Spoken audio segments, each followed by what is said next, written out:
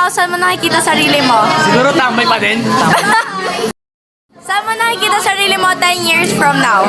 Kahit Dad. 10 years from now. College. College? College? 10 years? Oo, kasi mag-is na pa ako 2 years. Okay. From now, saan mo nakikita? 10 years from now. Ha? Patay na yung pasyente. 10 years from now, sa college. Sa college, gaya-gaya ka. Oh, magiging nurse ako! 10 years from now. Siguro nakatira na ako sa apartment. 10 years from now on, saan mo nakikita yung sarili mo? Kasama si Joseph. Nagpa-perform. Pa-perform. Halika dito, tayo. Nakatulog. Lo. Now, saan mo nakikita sarili mo? FA.